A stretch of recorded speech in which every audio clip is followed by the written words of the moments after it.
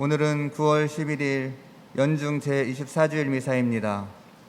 하느님께서는 당신 종 모세의 간절한 기도를 들으시고 당신의 사랑을 거부하는 고집센 백성을 버리지 않으십니다. 언제나 우리를 중개하시는 아드님의 공로로 회개하는 죄인 하나를 위해서도 교회는 천사들과 함께 잔치를 벌입니다.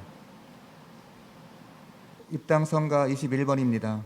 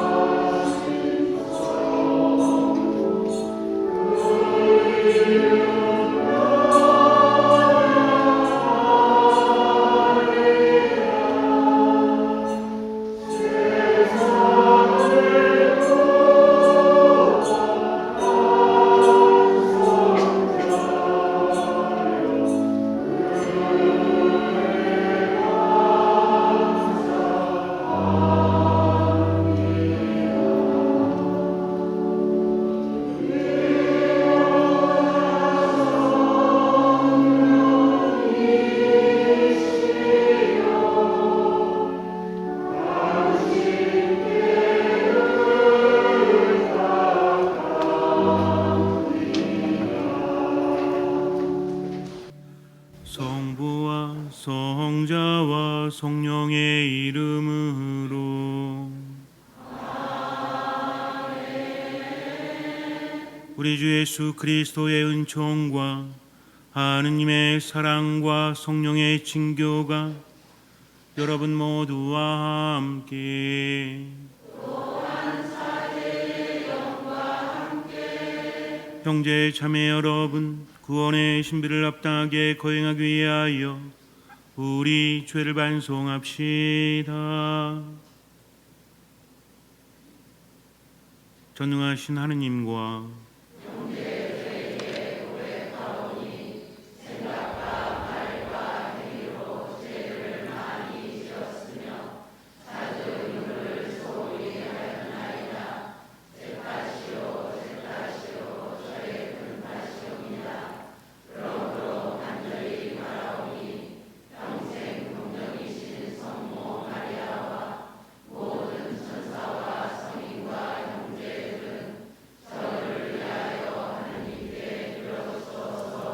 전능하신 하느님, 저희에게 자비를 베푸시어 죄를 용서하시고 영원한 생명으로 이끌어 주소서.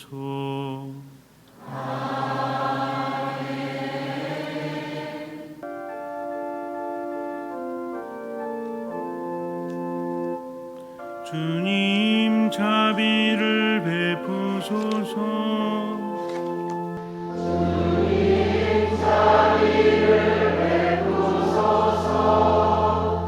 그리스도님 자비를 베푸소서.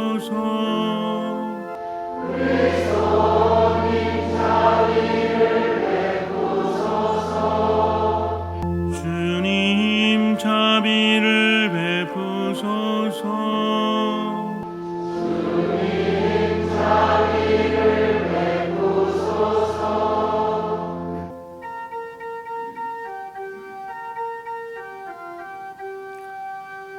하늘 높은 데서는 하느님께 영광.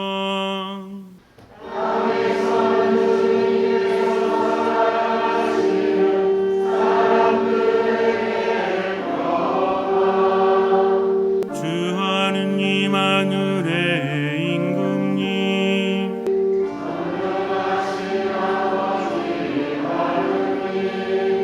주님을 기리나이다. 찬미하나이다.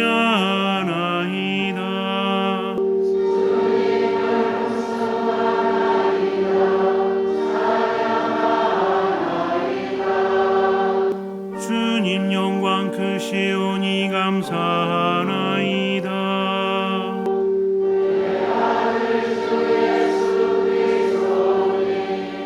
주 하느님 성부의 아드님,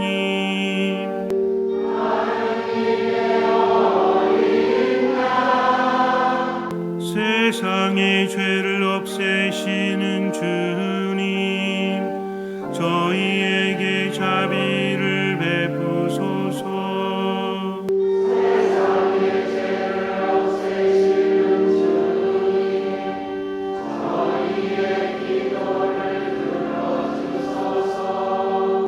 성부 오른편에 앉아 계신 주님, 저희에게 자비를 베푸소서.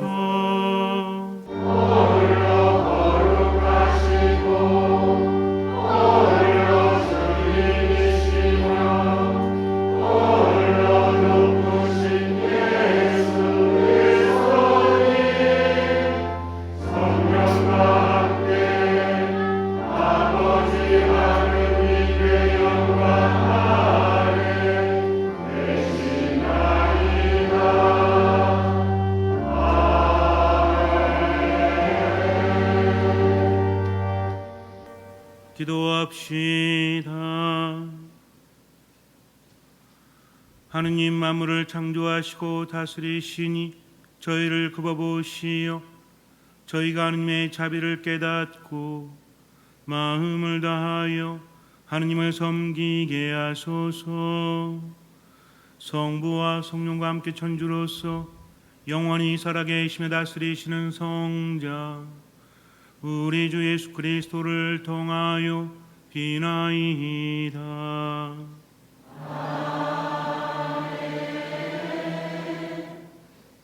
탈출기의 말씀입니다. 그 무렵 주님께서 모세에게 이르셨다. 어서 내려가거라. 내가 이집트 땅에서 데리고 올라온 너의 백성이 타락하였다. 저들은 내가 명령한 길에서 빨리도 벗어나 자기들을 위하여 숫송아지 상을 부어 만들어 놓고서는 그것에 절하고 제사 지내며 이스라엘아, 이분이 너를 이집트 땅에서 데리고 올라오신 너희 신이시다 하고 말한다. 주님께서 다시 모세에게 말씀하셨다. 내가 이 백성을 보니 참으로 목이 뻣뻣한 백성이다. 이제 너는 나를 말리지 마라.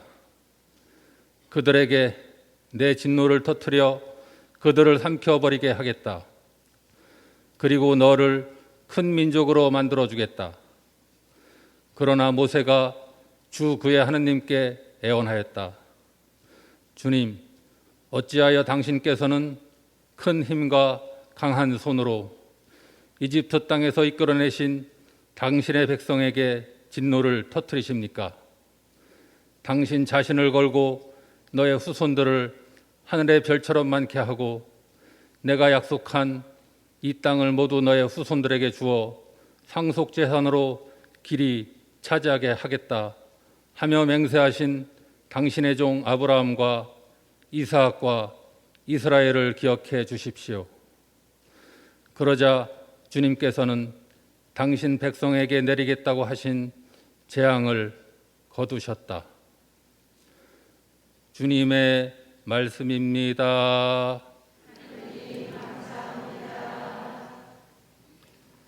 일어나 아버지께 가리라. 하느님, 당신 자애로 저를 불쌍히 여기소서. 당신의 크신 자비로 저의 죄악을 없애주소서. 제 허물을 말끔히 씻어주시고 제 잘못을 깨끗이 지워주소서. 하느님, 제 마음을 깨끗이 만지시고 제 안에 굳건한 영을 새롭게 하소서. 당신 앞에서 저를 내치지 마시고 당신의 거룩한 영을 제게서 거두지 마소서. 주님, 제 입술을 열어주소서. 제 입이 당신을 찬양하오리다. 하느님께 드리는 제물은 부서진 영, 부서지고 뉘우치는 마음을 하느님, 당신은 업신여기지 않으시나이다.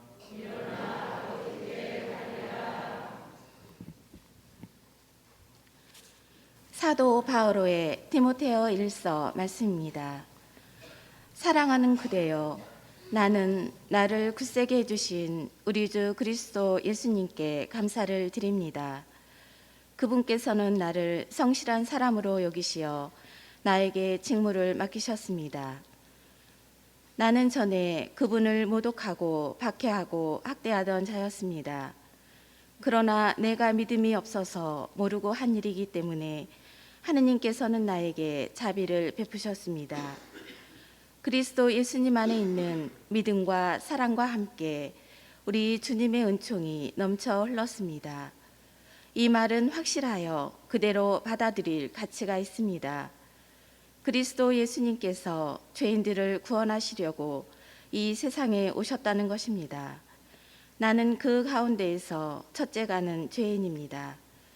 그러나 바로 그 때문에 하느님께서 나에게 자비를 베푸셨습니다. 그리스도 예수님께서 먼저 나를 당신의 한없는 인내로 대해주시어 영원한 생명을 얻으려고 당신을 믿게 될 사람들에게 본보기로 삼고자 하신 것입니다. 영원한 임금이시며 불사불멸하시고 눈에 보이지 않으시며 한 분뿐이신 하느님께 영예와 영광이 영원 무궁하기를 빕니다. 아멘. 주님의 말씀입니다. 하느님 감사합니다. 할렐루야. 하느님이 그리스도 안에서 세상을 당신과 화해하게 하시고 우리에게 화해의 말씀을 맡기셨네.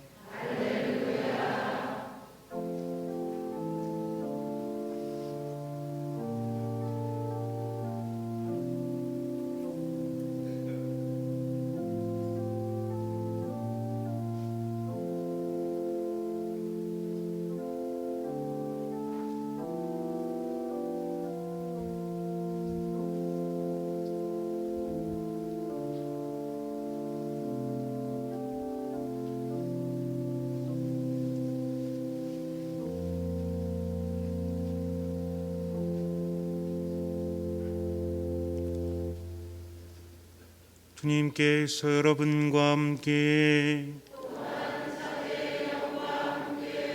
루카가 전한 거룩한 복음입니다.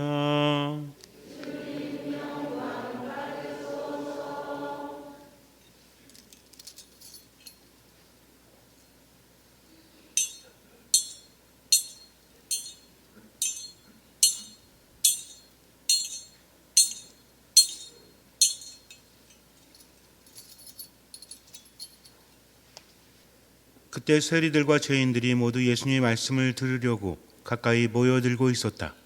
그러자 바리사이들과 율법학자들이 저 사람은 죄인들을 받아들이고 또 그들과 함께 음식을 먹는군 하고 투덜거렸다. 예수님께서 그들에게 이 비유를 말씀하셨다. 너희 가운데 어떤 사람이 양 100마리를 가지고 있었는데 그 가운데에서 한 마리를 잃으면 99마리를 광야에 놓아둔 채 잃은 양을 찾을 때까지 뒤쫓아가지 않느냐. 그러다가 양을 찾으면 기뻐하며 어깨에 메고 집으로 가서 친구들과 이웃들을 불러 나와 함께 기뻐해 주십시오. 잃었던 내 양을 찾았습니다. 하고 말한다. 내가 너희에게 말한다. 이와 같이 하늘에서는 회개할 필요가 없는 의인 99보다 회개하는 죄인 한 사람 때문에 더 기뻐할 것이다. 또 어떤 부인이 은전 10립을 가지고 있었는데 한 립을 잃으면 등불을 켜고 집안을 쓸며 그것을 찾을 때까지 샅샅이 뒤지지 않느냐. 그러다가 그것을 찾으면 친구들과 이웃들을 불러 나와 함께 기뻐해 주십시오. 잃었던 은전을 찾았습니다. 하고 말한다. 내가 너희에게 말한다. 이와 같이 회개하는 죄인 한 사람 때문에 하느님의 천사들이 기뻐한다. 주님의 말씀입니다.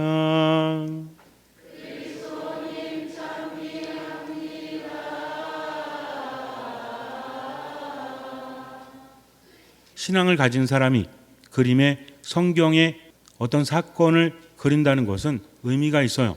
성경의 사건과 자신의 삶을 그 안에 담고 있기 때문입니다. 그 마지막 대작이라고 불리우는 것이 돌아온 탕자예요. 렘브란트라는 사람이 바로 그 사람입니다.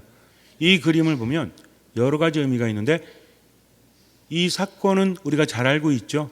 우리 신자들 뿐만 아니라 신자가 아닌 사람들도 누가복음의 이 사건은 잘 알고 있습니다. 돌아온 탕자라는 거죠. 한 사람이 아버지에게 유산을 요구합니다. 유산은 아버지가 돌아가실 때 받을 수 있는 건데 작은 아들이었죠. 큰 아들은 유산을 요구하지 않습니다. 왜냐하면 큰 아들은요, 아버지가 죽게 되면 다른 자식들보다 더 많이 받게 되어 있기 때문에 그래요. 그래서 유산을 요구할 수는 없죠. 어떻게 본다면 작은 아들이기 때문에 유산을 요구할 수 있는 거예요. 왜? 어차피 자신에게 돌아올 몫이기 때문에. 큰 아들은 더 많이 받습니다. 몇 갑절을 더 받아요. 이것이 거의 법으로 정해져 있는 겁니다. 작은 아들은 어차피 생전에 받으나 아버님이 돌아가신 다음에 받으나 거의 같습니다. 그러니까 요구할 수 있지 않았을까라고 생각하는 사람들도 있습니다. 그러나 그럼에도 불구하고 아버지가 돌아가시기 전에 유산을 요구한다는 것은 정상적인 것은 아니죠. 그렇지 않습니까? 여러분들 자녀들이 어차피 나중에 주실 거니까 지금 주식으로 양도해 주시고 집도 제 이름으로 해 주시고 그리고 예금도 좀 빼서 주시죠. 아니 어차피 주실 건데 돌아가신 다음에 주시는 것보다 지금 주시면 제가 더 감사할 텐데 라고 하면 여러분들은 자녀들에게 뭐라고 하겠습니까? 역시 똑똑하구나 이렇게 말해요? 기분이 무지하게 나쁠 겁니다. 내 눈에 흙이 들어가기 전에 못 줘 이 자식아 라고 말할지도 몰라요. 이런 말을 자녀들은 대부분 하지 않습니다. 어쨌든 그럼에도 불구하고 유산을 받아서 떠납니다. 아주 멀리 떠나요. 아버지가 찾아올 수 없는 곳으로. 돈 받고 나니까 멀어지는 게 더 낫잖아요. 대답을 안 하시는군요. 부모가 계시면 돈 받기 위해서는 돈 받기 전에는 가까이 살죠? 대답 안 하셔도 돼요. 하지만 돈 받고 나니까 멀리 떠나갑니다. 이제는 간섭이 싫은 거죠. 그런데 거기에서 모든 가산을 탕진하게 돼요. 먹을 것이 없어가지고 고생하게 됩니다. 가뭄이 듭니다. 돼지들이 먹는 열매 꼬투리 그것으로라도 배를 채우기를 바랬지만 이 또한 여의치가 않아요. 그제서야 아버지 생각이 납니다. 내가 아버지의 집에 가면 우리 아버지는 자비로운 분이라서 하인들에게도 잘해주니까 나를 종으로 써달라고 부탁해야 되겠다. 아들로서 돌아가는 게 아닙니다. 잘한 게 아무것도 없잖아요. 스스로도 아는 거죠. 그러나 이 사람이 생각한 것은 이렇게 살다간 죽는다. 아버지한테 가야 되겠다. 아버지라서가 아니라 아버지가 자비로우신 분이니까 내가 종으로라도 일하면서 목구멍에 풀칠을 해야 되겠다라고 생각해서 간 겁니다. 그런데 아버지는 멀리서 바라보고 있다가 아들로 맞이하죠. 기가 막힌 말을 합니다. 내 아들이 죽었다가 살아왔다. 아버지를 떠난다는 것은 뭐예요? 죽음이라는 거죠. 이제는 아버지께 돌아왔으니 이제는 살 수 있다는 것을 의미하는 겁니다. 이것은 단순한 한 가지의 이야기가 아니라 하느님과 우리의 관계를 담고 있는 예수님의 비유라는 거죠. 이것을 알아야 됩니다. 단순히 이야기 속의 교훈이 아니에요. 이것은 하느님과 우리의 이야기라는 거죠. 인간은 하느님을 떠나려고 합니다. 자꾸만 떠나려고 하죠. 하느님 안에 머물고자 하지 않아요. 어찌 보면 부모 자녀 관계도 마찬가지죠. 처음에는 엄마 없이 아빠 없이 살 수 없죠. 그래서 엄마 젖을 먹고 아빠의 보살핌을 받고 그렇게 살다가 걸음마하고, 그러니까 처음에는 꼼짝 못하니까 부모 품에 있지만 기고 서고 그러면 점점 어떻게 돼요? 점점 부모에게서 멀어지는 반경이 커지게 되죠. 나중에 도움이 필요 없으면 완전히 떠나게 되는 겁니다. 이게 그래서 부모의 사랑과 하나님의 사랑이 어느 정도는 비슷하다고 우리가 말할 수 있는 것 같아요. 자식은 떠나게 되어 있는 것처럼 인간도 하나님을 떠나려고 하죠. 그러다가 언제?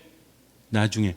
제가 예전 어떤 본당에 있을 때 어떤 형제님이 가정을 떠났다가 병이 들어가지고 다시 돌아왔어요. 자매님이 엄청 힘들어했습니다. 떠날 거면 떠나서 아예 죽지 왜 돌아왔냐고. 성당에 두 분이 왔는데 제 앞에서도 막 욕을 하십니다. 형제님한테. 근데 주변 사람 모두 아무도 뭐라고 할 수가 없었어요. 왜? 이미 병들었고 그리고 아무것도 할 수 없는데 부인이라고 찾아온 거죠. 이 부인이 그래도 받아준 거잖아요. 이것을 아니까 남편을 구박하고 욕해도 다른 사람이 못됐다라고 말하지 않아요. 그런데 공교롭게도 또 한 집안이 있었는데 그 집안에 제가 봉성체를 갔는데 환자 영성체를 갔는데 두 어르신이 누워 계시더라고요. 예전에 할머니 혼자 계셨는데 이제 할아버지 한 분도 또 오게 된 거죠. 궁금했습니다. 아니 저 할아버지는 어디 가셨다가 오셨냐고, 혹시 요양원 가셨다 오셨냐고 그랬더니 할아버지가 아니라 아들이래요. 아들인데 엄마 떠났다가 아주 오랜 동안 있다가 병 들어가지고 찾아온 거죠. 엄마는 누워서 이렇게 생활하십니다. 옆에 아들 침대를 마련해놓고 아들도 옆에 누워있는 거죠. 얼마나 고생하고 병이 들었으면 제가 할아버지라고 착각할 정도로. 그런데 정작 할아버지가 아니라 아들이었다는 거죠. 할머니는요 평상시보다 더 건강하셨어요. 일어나셔가지고 아들 수발을 듭니다. 그리고 저한테 부탁을 하셨어요. 이제 제가 떠나면 제 아들이 갈 수 있는 곳 꽃동네라든지 어디든지 한번 알아봐 주십시오. 신부님 분이 의지할 곳이 없습니다라고 말을 해요. 제가 말씀드리고 싶은 것은 두 경우가 다르죠.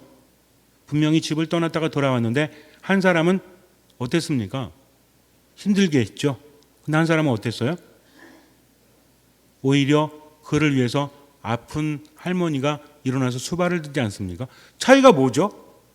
둘 다 떠났다 왔거든요. 떠나갔다 온 시기도 비슷한 것 같아요. 제가 들었을 때는. 근데 뭐가 다른 거예요? 이게 다르긴 다릅니까? 안 달라요? 여러분들 생각에 이해가 되십니까? 안 되십니까? 되는구나. 똑같이 떠났다 왔는데 왜? 아들이기 때문에, 남편이기 때문에. 이거 다른 거예요. 그 얘기를 하려고 하는 건 아닌데 어쨌든 중요한 것은 뭐냐면 이제는 돌아갈 곳이 없을 때 배우자는 돌아갈 수 없을 수도 있어요.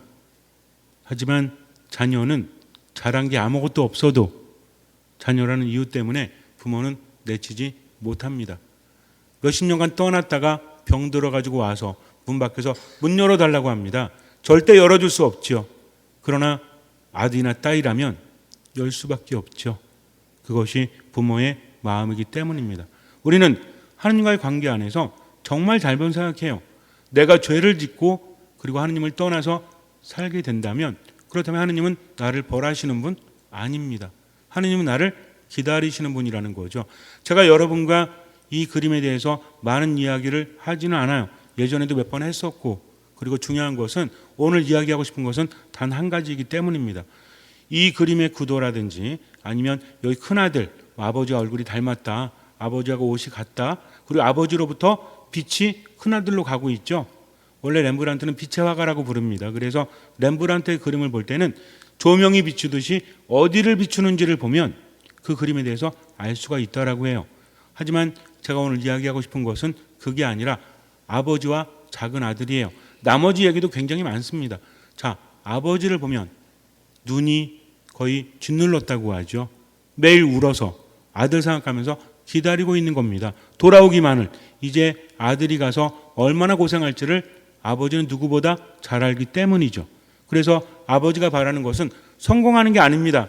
아버지가 바라는 것은 그저 살아서 돌아오기만을, 그날을 기다린 거죠. 금이환영을 기다린 게 아닙니다. 우리 자식이 돈 받았고 가서 성공했겠지? 언제쯤 올까? 이게 아닙니다. 뻔히 아는 거예요. 그래서 아버지가 기다린 건 살아 돌아오기를, 관으로 오지 않기를 아버지는 기다린 거죠. 그러니까 뭐라고 합니까? 죽었던 아들이 살아 돌아왔구나라고 말하는 겁니다. 이것이 하느님의 마음이라는 거죠. 이제 아들을 보세요. 아들은 죄수의 복장을 하고 있죠. 머리를 빡빡 깎고 있어요. 그 당시에 이것은 죄수의 복장입니다. 옷은 허름하기 짝이었고요. 신발도 한쪽이 벗겨져 있습니다. 옆에 칼을 차고 있어요. 이것도 여러 가지 해석이 있는데 중요한 거 아니니까. 근데 아버지의 손을 보니까 한 손은 거친 남자의 손이요, 한 손은 매끄러운 여인의 손입니다. 이것은 하느님의 부성과 모성을 모두 이야기한다. 그것을 렘브란트가 묵상한 거죠. 이 작은 아들의 표정을 보세요. 아버지 품에 안겨 있는데 얼굴이 태아의 얼굴이라고 합니다. 저는 오늘 이거를 말씀드리고 싶어요. 떠나가서 이런 고생 저런 고생, 아버지를 버리고 그렇게 했지만 결국 남은 것은 무엇입니까? 렘브란트도 그것을 느꼈을지 몰라요. 자식들이 다 죽고 아내가 죽고 사랑하는 여인도 떠나고 홀로 고독하게 죽어갈 때 마음이 어땠을까요? 상실감이 너무나 크니까 정상적으로 살아갈 수 없죠. 이건 아닌데 라고 하면서도 그 마음속에서 이제 편히 쉴 수 있는 곳, 모든 것이 사라지죠. 사랑하는 사람이 세상을 떠나보세요. 얼마나 마음이 힘듭니까? 이 상실감은 결코 쉬운 것이 아니죠. 이런 것 저런 것을 잃어버립니다. 그러면서 삶은 힘들어질 수밖에 없죠. 가장 힘든 건 뭐죠? 사람들은 손가락질합니다. 사람들은요, 인생에 대해서 아주 쉽게 판단을 해요. 다른 사람의 인생에서 어떻게 인간이 저럴 수 있어? 어떻게 사람이 저래? 이렇게 말합니다. 본인의 인생에 대해서는 판단받고 싶지 않아 하면서도 다른 사람의 인생에 대해서는 아무렇지도 않게 이야기하고 있는 거죠. 그것 때문에 더 많은 상처를 받습니다. 말할 수 없죠. 의지할 수 없어요. 편히 쉴 수 없는 거죠. 오직 쉴 수 있는 분은 누구시다? 하느님이시다. 그는 그림을 그리면서 그렇게 자신의 모습을 여기에 담고 있는 거죠. 돌아온 탕자가 어찌됐든지 간에 이제는 아버지 품 안에서 태아의 모습으로 포근히 안겨있다. 나중에 한번 보세요. 와서 보시면 얼마나 편안해 보이는지. 우리가 언제 가장 편안했대요? 많은 사람들이 이야기하죠. 엄마 태아 안에서 태아의 모습으로 있을 때 그때 가장 편안했다고 하죠. 그러면서 이렇게 말해요. 그때를 떠올려 보래요. 혹시 여러분 중에서 떠올려지시는 분 계십니까? 이거는 좀 너무 넘어선 것 같고 어쨌든 보호받고 있고 편히 쉴 수 있는 거죠. 우리도 마찬가지입니다. 하느님께 돌아간다는 것, 회개한다는 거 이거예요. 내가 이렇게 죄를 짓고 잘못 살다가 벌 받는 거 아니야? 이게 회개가 아니라 이제는 모든 것이 변하는 세상 안에서 상실감을 느끼면서도 편히 중심을 담아야 되겠다면서 누구를 바라보는 겁니까? 하느님을. 나를 나보다 더 잘하시고 사랑하시는 그분 안에서 중심을 둔다면 이리저리 흔들려도 넘어진다고 할지라도 일어날 수 있기 때문에 이게 신앙입니다. 그래서 하느님을 찾는 거죠. 억지로 벌 안 받으려고, 억지로 복 받으려고 주일이 되면 성당에 그냥 마지못해 오는 것이 신앙이 아니라 나의 하느님, 나의 아버지, 나를 누구보다 사랑하시는 분, 그분 안에서 치유받고 힘을 얻는 것, 그래서 마음이 설레이는 것, 하느님 바라보는 것, 이것이 신앙입니다. 그럴 때 그분의 말씀을 듣고 따르는 거죠. 그렇지 않으니까 하느님의 말씀을 듣고도 따르지 않는 겁니다. 그만큼 중요하지 않기 때문에 결정은 누가 하는 거예요? 내가 하는 거예요. 하느님이 누구신지 알고 그분 안에 머물러야 합니다. 하느님은 어떤 분이십니까? 나를 나보다 더 잘하시고 나를 나보다 더 사랑하시고 세상 모든 이가 외면해도 나를 외면하지 않으시고 나를 기다리시는 분, 그러니까 하느님 안에 그렇게 머무십시오. 그러면서 많은 힘을 받고 치유를 받고 살아가십시오. 그러면서 하나님의 뜻대로 살아가는 것, 이것이 회개입니다. 회개는 주일날 성당에 오고 기도하고 이것도 회개지만 누구의 뜻대로 살아가는 것? 하나님의 뜻대로. 지금 내 감정대로 우울해도 하나님이 힘내라고 하면 어떻게 하는 거예요? 힘내는 거죠. 성호를 그으면서 하나님 힘낼게요. 살아볼게요. 용서하라고 하면 어떻게 합니까? 상처가 있어도 하나님 용서할게요. 지금 기쁘게 살게요 하면서 항상 뭐 하는 사람? 기뻐하는 사람이에요. 누구 때문에? 하느님 때문에 끊임없이 기도하는 사람이죠. 모든 것에 감사하는 거죠. 이 세 가지만 지키면 여러분 추석도 즐거워요. 가진 게 별로 없어도 만나는 사람 안에서 행복할 수 있습니다. 그런데 이 세 가지를 지키지 못하면 결국 외롭게 살아갈 수밖에 없는 거죠. 그래서 회개란 무엇이다? 하느님께 돌아가는 거다. 내 뜻대로 살지 않고 하나님의 뜻대로 지금을 살아가는 거다. 그럴 때 하느님께서 함께 하시고 그 삶 안에서는 당연히 기적은 일어날 수밖에 없는 거죠. 잠시 눈을 감으세요. 죽었다가 살아온 아들을 기다리는 아버지, 그것이 하느님의 모습이죠. 여러분들은 어떠하십니까? 살아가면서 힘들지 않으세요? 정말 괴롭지 않으세요? 남들에게 말할 수 없는, 나만이 느끼는 우울감, 좌절, 상실, 이런 것 때문에 괴롭지 않으십니까? 그렇다면 나를 나보다 더 잘하시고 나를 나보다 더 사랑하시는 주님 안에 온전히 머무십시오. 거룩한 미사 안에 온전히 머무십시오. 듣는 마음으로 기도하고 말씀 묵상하고 지금 이 순간 내 감정대로 내 뜻대로가 아니라 하나님의 뜻을 알았다면 최대한 그것을 실천하십시오. 나머지 주님께 맡기십시오. 주님께서는 그 믿음을 보시고 우리 삶에 놀라운 기적을 일으켜 주실 것입니다. 아멘. 전능하신 천주 성부,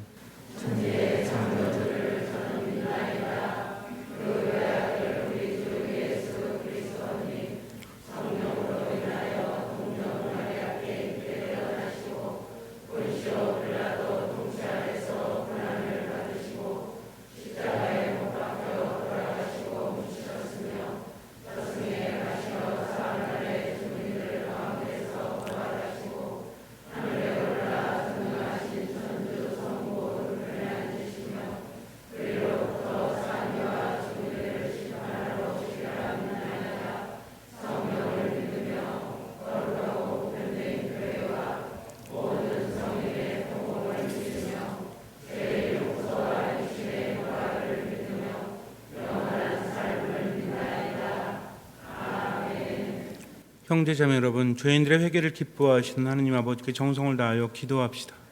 교회를 위하여 기도합시다. 도움이신 주님, 언제나 교회를 자비로이 구워보시어 회개할 필요 없는 의인 99보다 회개하는 죄인 한 사람을 위하여 세상에 나가 복음을 전하도록 이끌어 주소서. 세계 지도자들을 위하여 기도합시다. 평화의 주님, 세계 지도자들을 평화의 길로 이끌어 주시어 지구촌 여러 나라의 고통스러운 절규를 기억에 듣고 함께 아파하며 그들을 돕는 일을 찾아 앞장서서 실천하게 하소서. 가난한 이들을 위하여 기도합시다. 위로자이신 주님, 물질적, 영적 도움이 필요한 가난한 이들을 위로해 주시고 저희가 연말 연시나 재난이 일어났을 때만이 아니라 언제나 주의를 살피며 어려운 이웃을 돕게 하소서. 본당 사도직 단체들을 위하여 기도합시다. 사랑이신 주님, 주님의 말씀을 따라 살며 열심히 일하는 본당 사도직 단체들을 구워보시어 그들에게 강복하시고 명절에도 쓸쓸히 지내는 이웃들을 찾아 주님의 사랑을 나누고 실천하게 하소서. 너그러우신 주님, 주님의 자비와 은총을 바라는 저의 기도를 들어주소서. 우리 주 그리스도를 통하여 비나이다.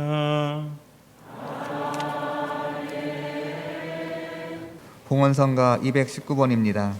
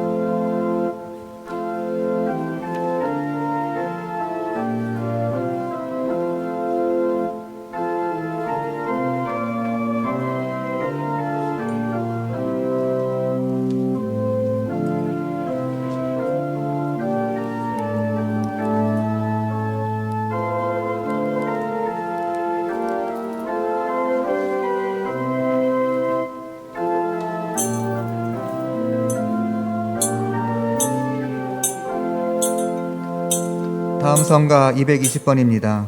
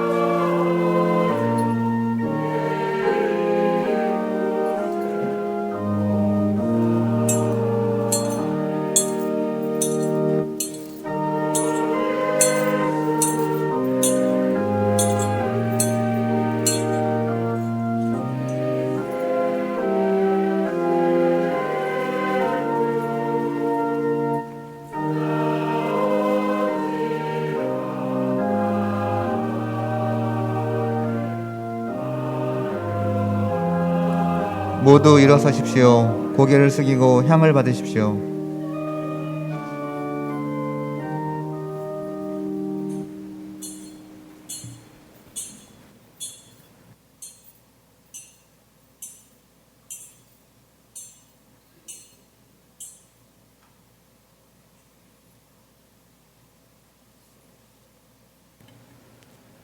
형제 자매 여러분, 우리가 바치는 이 제사를 전능하신 하나님 아버지께서 기꺼이 받아주시도록 기도합시다.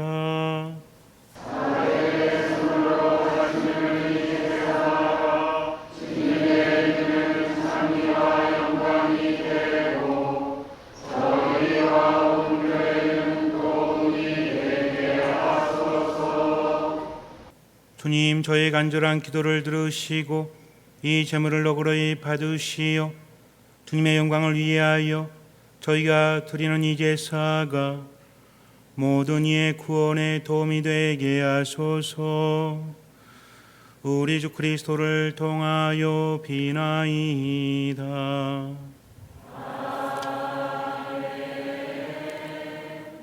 주님께서 여러분과 함께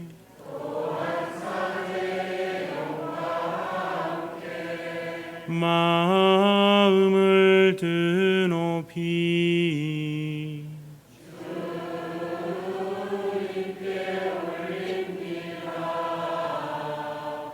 우리 주 하느님께 감사합시다.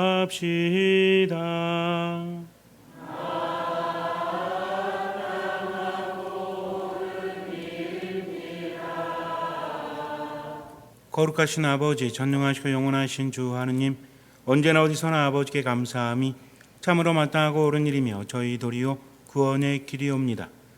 아버지께서는 세상을 더없이 사랑하시어 그리스도를 저희에게 구세주로 보내주시고 죄 말고는 저희와 똑같은 처지에서 살게 하셨나이다. 그리하여 성자를 사랑하셨듯이 저희를 사랑하시고 저희가 순종하지 않아 죄를 지어 깨뜨린 계약을 성자의 순종으로서 다시 맺어주셨나이다. 그러므로 주님, 모든 천사와 성인과 함께 저희도 주님을 찬양하며 환호하나이다. 거룩하시도다.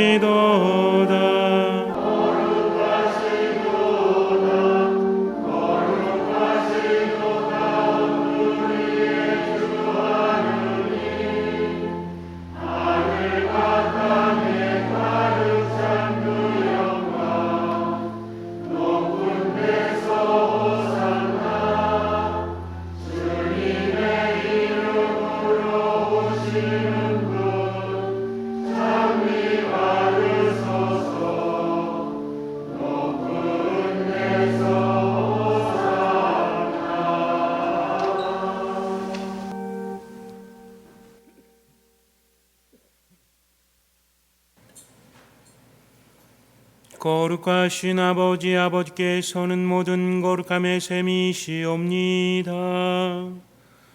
간구하오니 성령의 힘으로 이 예물을 거룩하게 하시어 우리 주 예수 그리스도의 몸과 피가 되게 하소서. 스스로 원하신 순환이 다가오자 예수님께서는 빵을 들고 감사를 드리신 다음 쪼개어 제자들에게 주시며 말씀하셨나이다. 너희는 모두 이것을 받아 먹어라. 이는 너희를 위하여 내어줄 내 몸이다.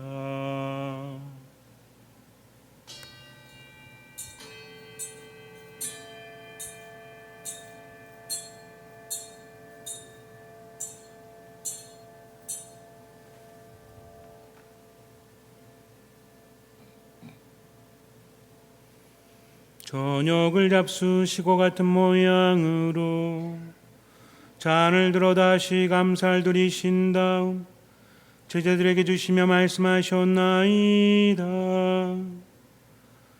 너희는 모두 이것을 받아 마셔라. 이는 새롭고 영원한 계약을 맺는 내 피의 잔이니 죄를 사하여 주려고 너희와 많은 이를 위하여 흘릴 피다. 너희는 나를 기억하여 이를 행하여라.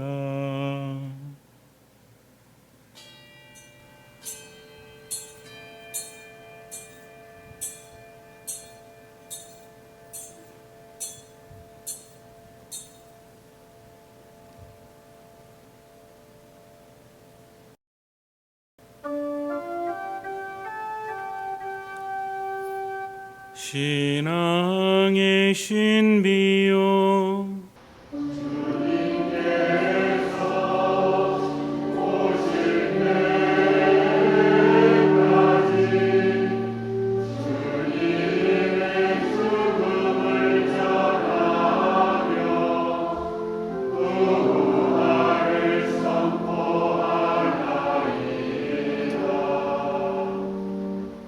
아버지, 저희는 그리스도의 죽음과 부활을 기념하며 생명의 빵과 구원의 잔을 봉헌하나이다.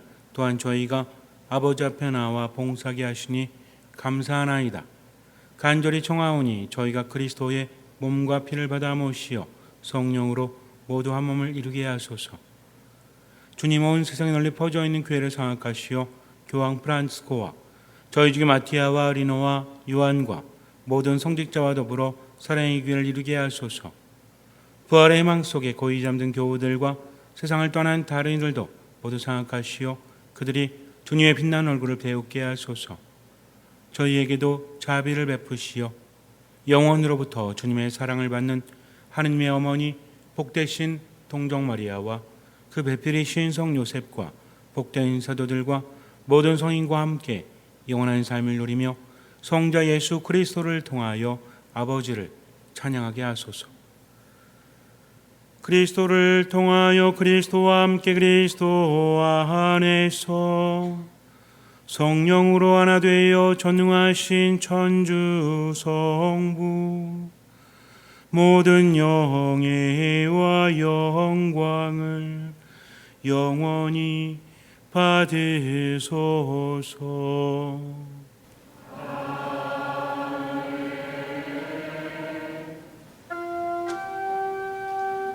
하느님의 자녀 되어 구세주의 분부대로 삼가래오니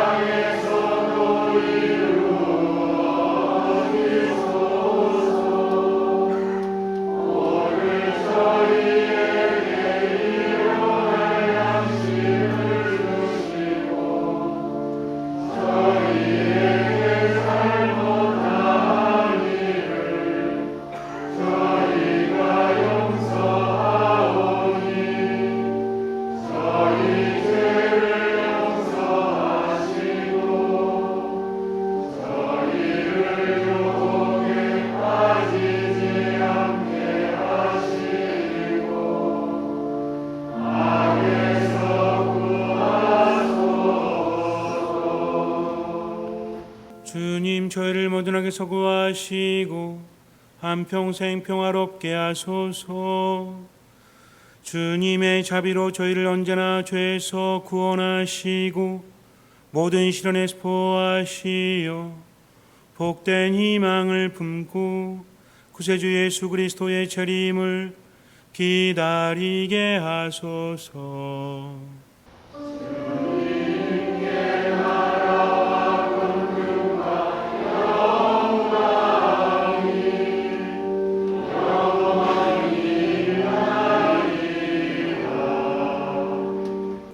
주 예수 그리스도님 일찍이 사도들에게 말씀하시기를 너희에게 평화를 두고 가며 내 평화를 주노라 하셨으니 저희 죄를 헤아리지 마시고 교회의 믿음을 보시어 주님의 뜻대로 교회를 평화롭게 하시고 하나 되게 하소서. 주님께서는 영원히 살아계시며 다스리시나이다.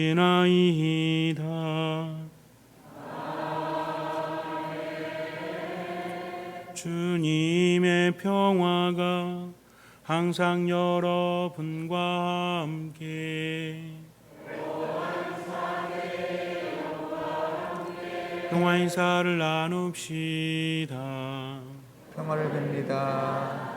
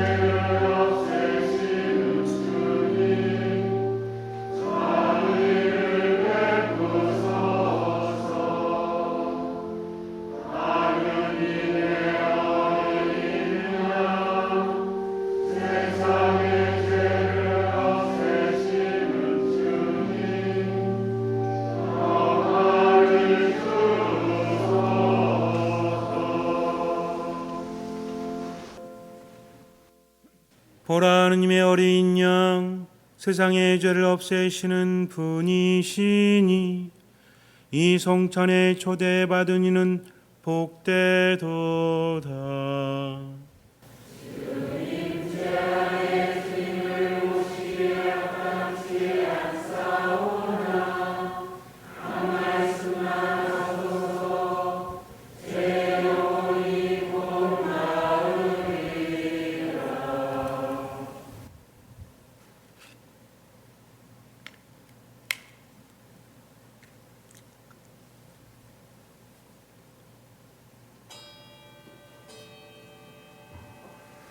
거룩한 성체를 받아 모시는 시간입니다. 영성체 성가 170번입니다.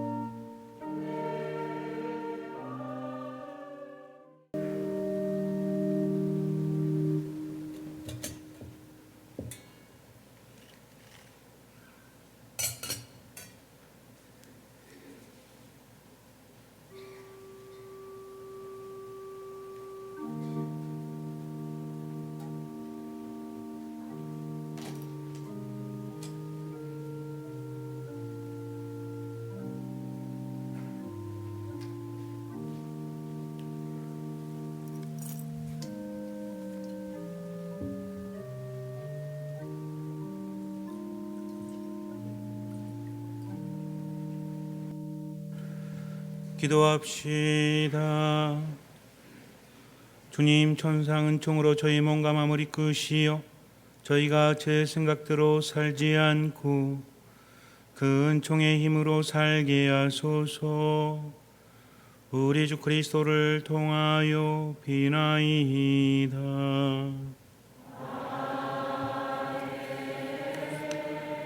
이번에 저희 영명축일은 지난번에 말씀드린 것처럼 행사를 하지 않습니다. 작년처럼 대신에 자선 프로젝트 합니다.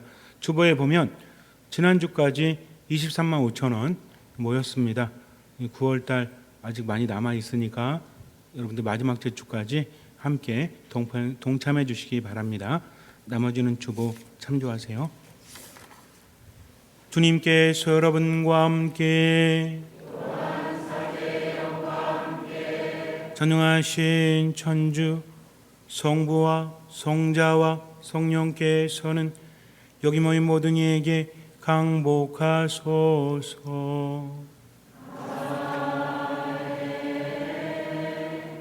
미사가 끝났으니 가서 복음을 전합시다.